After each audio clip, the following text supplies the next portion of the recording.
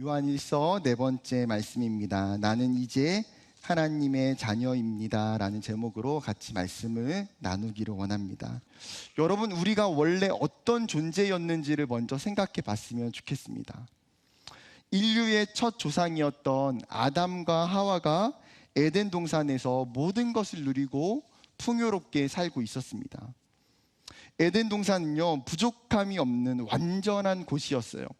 그런데 하나님이 아담과 하와에게 금지하셨던 것이 있습니다. 무엇입니까? 선악을 알게 하는 선악과만큼은 따먹지 말라고 명령하셨어요. 그럼에도 불구하고 이 아담과 하와가 뱀의 유혹에 넘어가서 어떻게 돼요? 선악과를 따먹게 됩니다. 이 하나님께 불순종함으로 말미암아 죄가 세상에 들어왔고 사망이 사람에게 임하게 됩니다. 이것을 로마서 5장 12절은 이렇게 이야기합니다. 같이 읽어볼까요? 시작.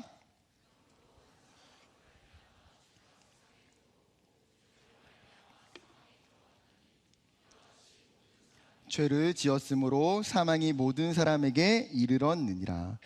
여러분, 인류의 대표성의 원리에 의해서 아담 한 사람의 범죄가 모든 인류에게 영향을 끼치게 되더라는 거예요. 신학적으로 이것을 죄의 전가라고 이야기합니다. 아담의 인류의 첫 조상이었던 그 아담의 범죄가 계속해서 영적인 유전으로 인류의 모든 사람에게 임하더라는 거예요. 그렇기 때문에 우리는 태어나면서부터 전적으로 타락하고 부패한 존재입니다. 이러한 죄의 영향으로 사람들은요, 육체의 욕심을 쫓아 살게 되고 자신들의 생각을 따라 살게 돼요. 에베소서 2장 3절에 이렇게 이야기합니다. 전에는 우리도 다 그 가운데서 우리의 육체의 욕심을 따라 지내며 육체와 마음에 원하는 것을 하여 다른 이들과 같이 본질상 진노의 자녀이었더니. 여러분, 성경은 우리가 하나님이 없이 죄의 상태에 거했던 우리의 신분과 우리의 존재를 뭐라고 말합니까? 본질상 진노의 자녀였다. 하나님이 보실 때에 그 죄로 말미암아 죽을 수밖에 없는 진노의 자녀였고 죄의 자녀라고 우리의 신분에 대해서 이야기하고 있습니다. 여러분, 우리가 원죄와 무관하다고 가정할지라도 이 세상을 살아가는 동안 우리는 수많은 자범죄를 짓고 살아갑니다.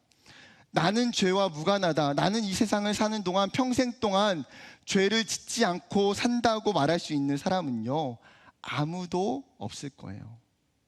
결국 그 죄의 자녀인 우리는 그 책임을 지고 죽을 수밖에 없는 존재, 심판을 받을 수밖에 없는 존재라는 사실이에요. 그렇다면 여러분, 본질상 죄의 자녀인 우리에게 소망이 있습니까? 소망이 없죠. 여러분, 우리는 죽을 수밖에 없는 비참한 존재입니다. 그런데 그런 우리가 정말 놀랍게 기적과 같은 신분 세탁을 하게 돼요. 그것이 오늘 1절의 말씀입니다. 같이 읽어보겠습니다. 시작. 보라, 아버지께서 어떠한 사랑을 우리에게 베푸사 하나님의 자녀라 일컬음을 받게 하셨는가. 우리가 그러하도다. 그러므로 세상이 우리를 알지 못함은 그를 알지 못함이라.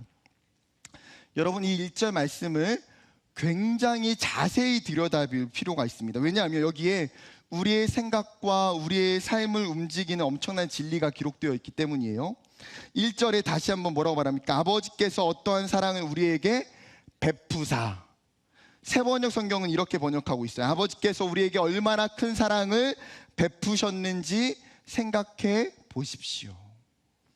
여기서 어떠한 사랑이라고 번역하고 있는 이 단어의 원어는 측량 불가능한 사랑, 크고 위대한 사랑이라는 의미를 가지고 있는 단어예요. 즉, 하나님께서 우리에게 측량 불가능하고 크고 위대한 사랑을 베풀어 주셨다는 거예요.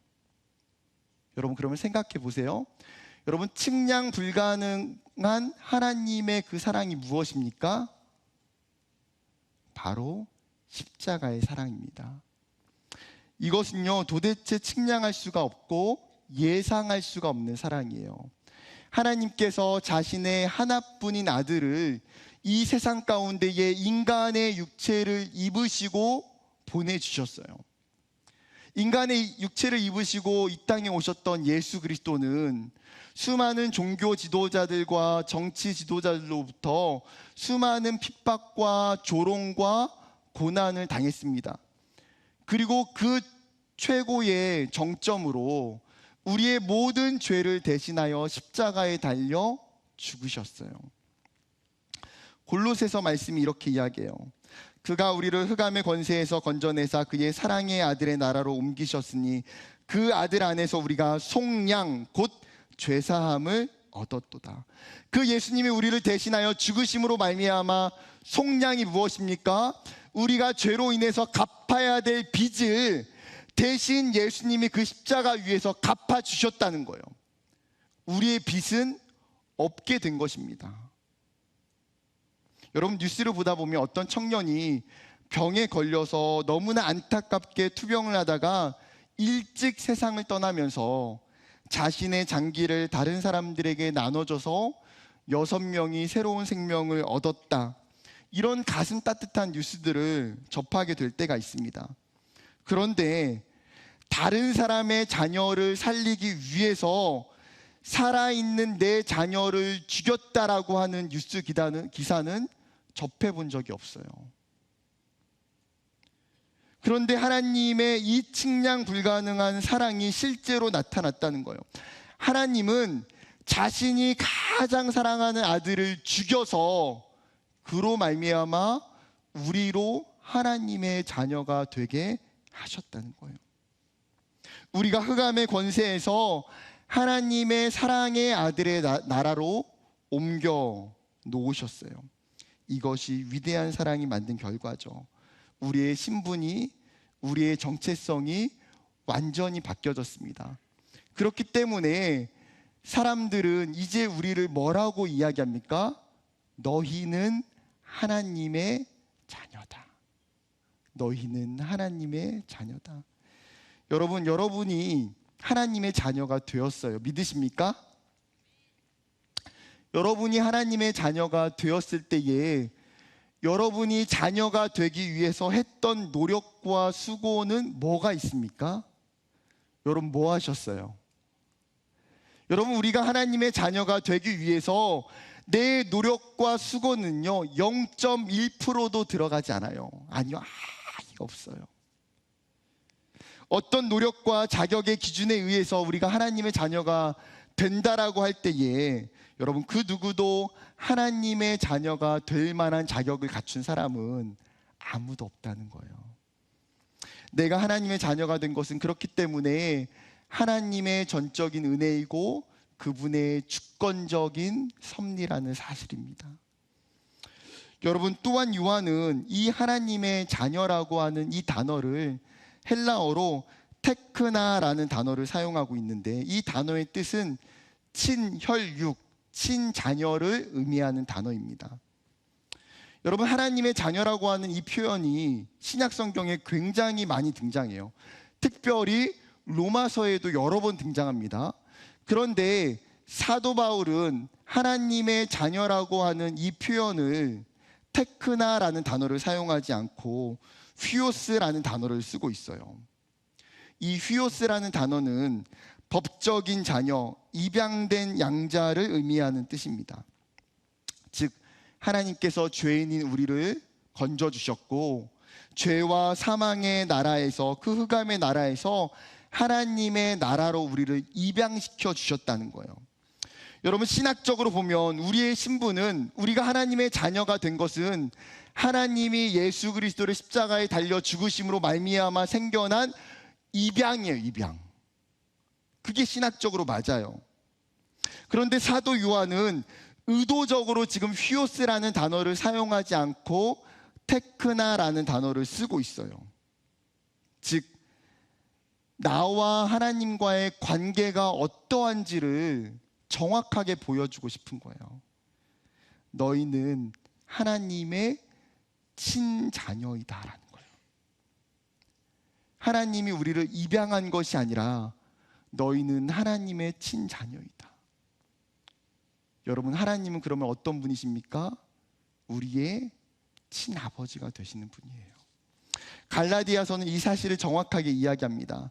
갈라디아서 4장 5절부터 7절, 율법 아래에 있는 자들을 속량하시고 우리로 아들의 명분을 얻게 하려 하심이라.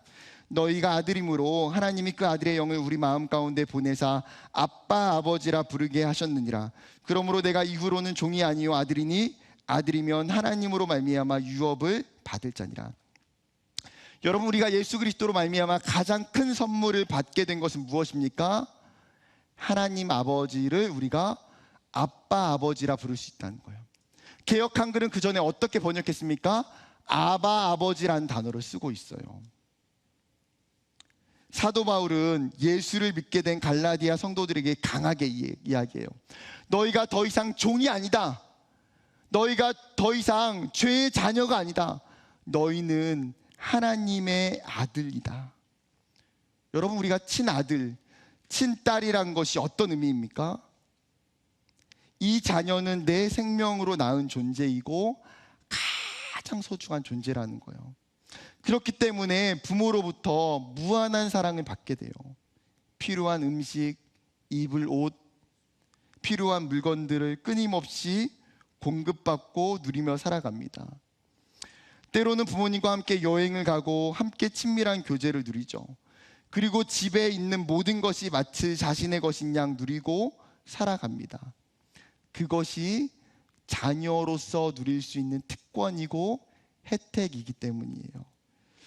여러분, 아마 살면서 이런 상상을 해보신 적 있습니까?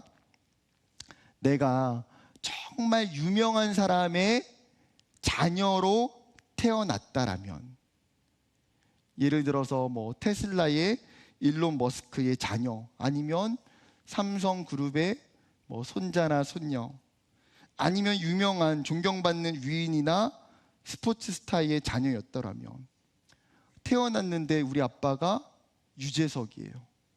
얼마나 좋겠어요? 태어났는데 우리 엄마가 이영애고 김연아야. 여러분, 얼마나 좋겠어요? 여러분, 하물며 이 세상적인 부모로부터 이 자녀들은 정말 말할 수 없는 사랑과 혜택을 받게 돼요. 그리고 그 자녀는 그 부모로 말미암아 엄청난 자부심과 명예와 특권을 가지고 살아갑니다. 그런데 여러분, 하물며 성경은 세상의 창조주이신 하나님이 우리를 자녀라고 선언하고 있다는 거예요. 하나님은 자녀인 우리에게 모든 죄에서 깨끗하게 하셨어요. 그리고 우리에게 천국의 열쇠를, 우리에게 구원의 은혜를 주셨어요. 여러분, 이것은 그 어떤 부자 아빠도, 그 어떤 유명한 정치인 아빠도 해줄 수가 없는 일이에요. 그러나 우리의 아버지 되시는 하나님은 가능하죠. 브레넌 매닝이 썼던 아바의 자녀라는 책에서 이렇게 이야기합니다. 아바의 자녀라는 내 정체는 추상적인 개념이나 신앙의 주변 요소가 아니다. 그것은 내 실존의 핵심 진리다. 여러분, 무슨 말입니까? 우리가 끊임없이 듣고 있는 이 단어, 하나님의 자녀다, 내가 하나님의 자녀다라고 이야기하고 듣고 있는 이 단어가 우리가 그냥 말없이 이야기하는 수많은 추상적인 개념이 아니라는 거예요. 이것이 실제에 아무런 영향도 끼치지 못하는 그냥 관념적인 단어가 아니라는 거예요. 이것은 우리의 실존적 핵심 진리죠. 이것이 우리의 삶의 정체성이고 이것이 우리의 진짜 신분이에요. 이 진리가 내 삶을, 내 행동을, 내 생각을 바꾸고 영향을 끼치게 돼요. 여러분, 우리가 살다 보면 세상에서 깊은 절망과 고난과 어려움이 찾아올 때가 있어요. 여러분, 깊은 낙심에 빠져 있을 때에 내 인생에 정말 생각지 못한 소낙비와 장대비를 온몸에 젖어 아무런 힘이 없이 걸어갈 때에 세상에 수많은 거짓된 메시지가 너는 의미 없어, 너는 소중한 존재가 아니야, 너는 별 볼 일 없는 존재라고 이야기할 때 여러분, 우리의 영혼을 깨울 수 있는 것은 이 진리를 붙드는 거예요. 나는 하나님의 자녀다. 나는 하나님의 자녀다. 하나님은 그분의 자녀인 나를 너무나 사랑하신다는 거예요. 여러분, 이 작은 외침이 하나님이 여러분에게 말씀해 주고 싶은 거예요. 이것이 하나님이 여러분에게 주는 위로이고 소망이고 하나님의 능력인 줄 믿습니다. 그렇다면 여러분, 이 위대한 정체성과 이 위대한 진리를 여러분 정말 제대로 믿고 살아가고 있습니까? 내가 하나님의 자녀라고 하는 이 엄청난 특권을 여러분 그러면 누리고 살아가고 있습니까? 우리가 좋은 회사나 좋은 기업에 들어가게 되면요, 그 회사를 입사할 때 나눠주는 사원증이 있어요. 그러면 그 사원증을 굉장히 귀하게 목에 걸고 다닙니다. 굳이 내가 어디 회사에 다니는지 숨길 필요가 없어요. 매일 그것을 목에 걸고 회사를 다니며 생활할 때에 기쁘고 즐거워요. 여러분, 우리가 내가 하나님의 자녀라고 하는 이 영적인 신분증을 우리가 날마다 우리의 마음에, 우리의 목에 걸고 살아야 된다는 거예요.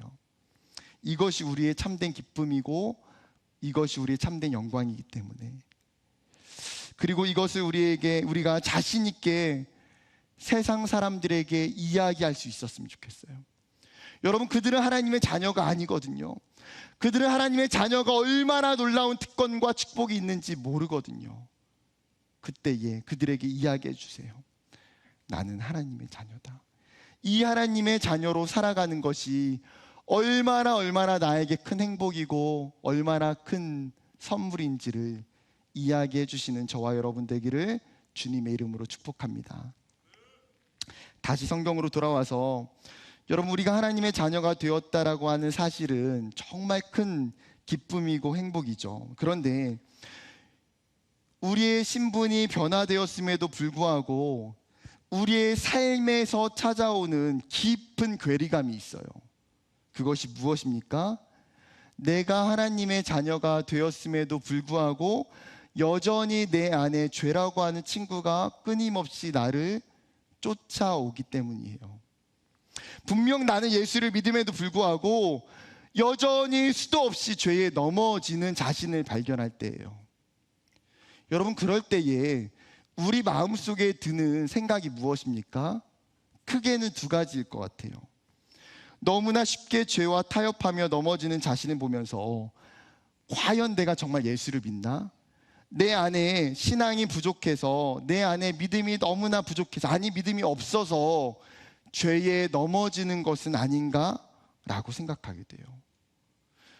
다른 두 번째 생각은 예수를 믿음에도 불구하고 완벽할 수 없고 너무나 많은 죄의 요소가 있기 때문에 어느 정도 죄를 짓고 사는 것은 불가피하다는 거예요.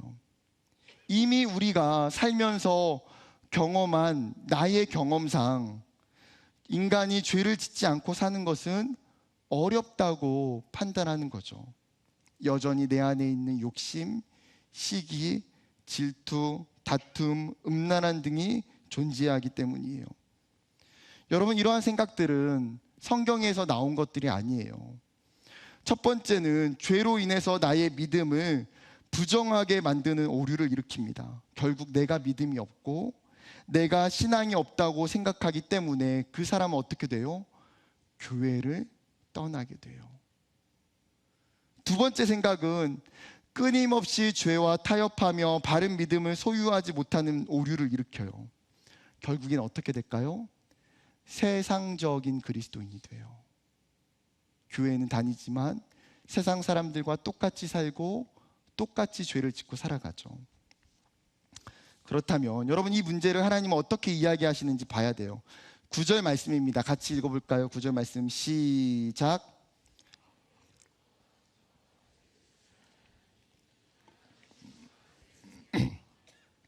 그도 범죄하지 못하는 것은 하나님께로부터 났음이라. 하나님의 자녀가 된 사람, 더 구체적으로는 하나님께 난 자, 예수 그리스도를 믿음으로 말미암아 거듭난 이 사람은 어떻게 이야기해요? 더 이상 죄를 짓지 않는다라고 이야기해요, 성경이. 어떤 사람들은 목사님 너무나 비현실적인 것 아니냐라고 의문을 가질 수 있어요. 사실 우리가 아무리 거룩한 사람이라고 할지라도, 아무리 믿음이 좋은 사람이라고 할지라도 여러분, 그 사람이 어느 순간에는 죄에 넘어질 수 있기 때문이에요. 여러분, 사도 바울조차도 자신이 예수를 정말 누구보다도 잘 믿음에도 불구하고 뭐라고 이야기합니까? 자기 안에 선을 행하고자 하는 마음이 있지만 또 자기 안에 죄를 행하고자 하는 그 마음이 끊임없이 자기 안에서 종종 충돌하더라는 거예요. 그래서 내 마음이 너무나 괴롭다라고 사도 바울이 고백해요. 그런데 하나님은 이 비현실적인 이야기를 우리에게 명확하게 지금 선포하고 있어요. 하나님의 자녀들에게 그들의 삶이 어떠해야 되는지를 가르쳐 주고자 하시는 거예요. 우리가 하나님의 자녀가 되었고 예수를 믿음에도 불구하고 여전히 내가 죄와 타협하고 연합하며 죄를 터부시하고 살아간다면 여러분, 그것은 올바른 믿음이 될 수 없다라는 거죠. 우리의 존재가 바뀌어졌다라면 우리의 삶도 바뀌어지는 것이 당연해요. 너희가 이제 하나님의 자녀이기 때문에 하나님의 자녀답게 사는 것이 마땅하다는 거예요. 심지어 오늘 본문의 8절에는 이 말씀을 더욱더 강하게 이야기해요. 8절, 죄를 짓는 자는 마귀에게 속하나니 마귀는 처음부터 범죄함이라 하나님의 아들이 나타나신 것은 마귀의 일을 멸하려 하심이라. 즉 너희가 죄를 짓는다는 것은 뭐라는 거예요? 하나님의 자녀가 아니라 그 사람은 누구의 자녀예요? 마귀의 자녀라는 거예요. 여러분, 너무너무나 무서운 말 아닙니까? 오히려 하나님의 자녀는 이러한 마귀의 일을 멸하고 무너뜨린다는 거죠. 여러분, 오늘 본문의 말씀을 계속해서 읽다 보면 하나님은 어떠한 타협의 의지도 전혀 없다는 것을 보게 돼요. 굉장히 완고하고 굉장히 강력하게 죄의 문제를 책망하시고 죄를 철저하게 분리시켜 놓으세요. 여러분, 이러한 하나님의 의도가 뭘까요? 너희가 죄를 짓는 자는 마귀의 자녀다, 하나님의 자녀는 죄를 지을 수 없다, 이렇게 강력하게 이야기하는 그 하나님의 그 간절한 마음의 의도는 뭘까요? 여러분, 하나님이 이렇게 하시는 이유는 우리를 너무나 잘 알고 있기 때문이에요. 연약한 인간 때문에. 여러분, 이 시대를 살아가는 그리스도인들, 우리의 모습은 어떻습니까? 죄의 문제에 있어서 굉장히 관대해요. 우리가 너무나 연약하기 때문에 죄에 쉽게 넘어질 수 있다고 생각합니다. 죄에 완벽할 수 없다고 너무나 당연하게 여겨요. 그러면 여러분, 이러한 우리가 가지고 있는 그 생각과 자세가 죄로 하여금 치열하게 싸우고 이 죄와 강하게 싸울 수 있게 하지 못한다는 거예요. 죄와 타협하고 죄를 너무나 안일하게 생각하며 살아가는 거죠. 여러분, 이것이 이 시대를 살아가는 우리의 현실이고 우리의 문제예요. 사랑하는 여러분, 죄는 타협할 수 있는 것이 하나도 없어요. 죄는 어느 정도 수용할 수 있는 것도 하나도 없어요. 죄는 쉽게 안일하게 생각할 수 있는 것도 없어요. 그렇기에 하나님의 자녀이면 내 안에 있는 죄의 문제를 심각하게 반응해야 돼요. 더 이상 하나님의 자녀에게 죄가 있을 수 없는 것처럼 죄를 끊어내고 죄에서 승리해야 한다는 거예요. 여러분, 그러나 우리가 하나님의 자녀가 되었다고 해서 죄가 결코 자동적으로 해결되는 것 아니에요. 우리의 과거가 전부 잊혀지고 우리의 옛 습관이 자동적으로 버려지는 것도 아니에요. 그렇기에 하나님의 자녀들은 죄와 싸워야 됩니다. 그러면 어떻게 싸울 수 있습니까? 오늘 본문 안에서 간단하게 3가지 적용의 말씀이 있어요. 첫 번째 적용은 내 삶의 거룩을 추구해야 돼요. 3절 말씀입니다. 주를 향하여 이 소망을 가진 자마다 그의 깨끗하심과 같이 자기를 깨끗하게 하느니라. 여러분, 하나님의 자녀에게는 예수 그리스도로 말미암아 부활의 소망이 있고 복음의 소망이 있어요. 그리고 이 소망을 가진 사람들은 어떻게 한다는 거예요? 자기를 깨끗하게 할 줄 안다라는 거예요. 여러분, 여기서 깨끗하게 한다는 단어는 정결과 성결을 의미하는 단어예요. 즉 윤리적으로 도덕적으로 내가 살아갈 때에 깨끗하게 살아간다는 거죠. 이것은 예수님의 모습 속에서도 분명하게 나타나요. 요한복음 17장 19절, 그들을 위해 내 자신을 거룩하게 하는 것은 그들도 진리 안에서 거룩해지도록 하기 위해서입니다. 여러분, 예수님도 육체를 입으시고 이 땅에 오셔서 30년이 넘는 이 시간 동안에 자신을 어떻게 하셨다는 거예요? 끊임없이 깨끗하게 살기를 힘쓰셨다는 거예요. 그 이유가 무엇입니까? 그 예수님을 본받고 살아가는 그의 자녀들로 말미암아 하나님이 영적인 모델이 되어 주시기 위해서예요. 여러분, 우리가 연약해요. 우리가 죄에 넘어질 수도 있어요. 그러나 끊임없이 우리는 내 안에 있는 죄를 회개하며 깨끗하게 해야 된다라는 거예요. 여러분, 3절에 본문에 보게 되면 깨끗하게 되었다가 아니에요. 이 단어를 현재 능동태 직설법으로 깨끗하게 하느니라 라고 표현하고 있어요. 무슨 말입니까? 이 깨끗하게 하는 행동의 주체가 누구예요? 내가 끊임없이 나 자신을 깨끗하게 실천해 간다라는 거예요. 사랑하는 여러분, 우리의 삶이 정말 세상 사람들과 달랐으면 좋겠어요. 우리가 살아가는 삶의 자리에서, 여러분 가정에서, 캠퍼스에서, 정말 직장에서 다른 사람이 볼 때에도 이 사람이 예수를 믿기 때문에 더 정직하고 더 깨끗하고 더 올바르게 살아갈 수 있었으면 좋겠어요. 여러분, 자기를 깨끗하게 여길 때에 우리가 죄에서 승리할 수 있다라는 거예요. 여러분, 두 번째 적용은 예수 안에 거하기를 힘써야 됩니다. 3장 6절 말씀입니다. 같이 읽어볼까요? 시작.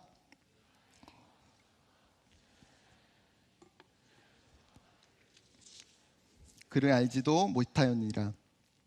여러분, 여기서 말하고 있는 그의 안에 거한다는 것은 예수 안에 거하는 사람이라는 거예요. 여러분, 사도 요한이 이 요한 일서에서 끊임없이 이야기하는 것처럼 너희가 그 코이노니아, 예수 그리스도와의 사귐의 관계, 그 사귐의 교제가 필요하다라고 이야기하죠.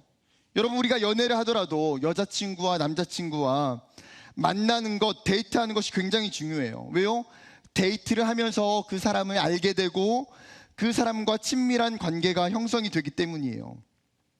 여러분, 내가 누군가와 교제를 하고 데이트를 하는데 그 상대방이랑 전혀 친해지지가 않는다. 그러면 정말 심각하게 생각해 봐야 되는 일이에요. 여러분, 우리가 예수 안에 거한다는 것은 아까 이야기했던 것처럼 추상적인 개념이 아니에요. 내 삶에서 끊임없이 그 예수님과 교제하는 거죠. 예배를 통해서, 말씀을 통해서, 큐티를 통해서, 내가 부르는 그 찬양의 고백과 그 기도를 통해서 우리의 삶의 자리에서 하나님과의 교제, 하나님과의 만남과 사귐을 이어가는 거예요. 그것이 그의 안에 거함이죠. 여러분, 우리가 죄에서 승리할 수 있는 것은 결국 내 능력이 아니에요. 예수 그리스도의 능력이죠. 내 안에 예수가 거할 때에 우리는 죄에서 승리할 수 있게 되기 때문이에요. 여러분, 예수가 내 안에 들어오니까 세상에서 내가 예수를 모르고 살 때 마시던 술이 끊어지게 돼요. 내 안에 예수가 들어오니까 그렇게 많이 피던 담배가 더 이상 기쁘지 않아서 끊어지게 돼요. 내가 예수 안에 살기 시작하니까 내 안에 잘못된 생각들, 내 안에 잘못된 언어들, 내 안에 중독의 문제들이 내 손을 떠나게 되는 것들을 경험하게 돼요. 내가 죄에서 승리할 수 있는 것은 어디에 있습니까?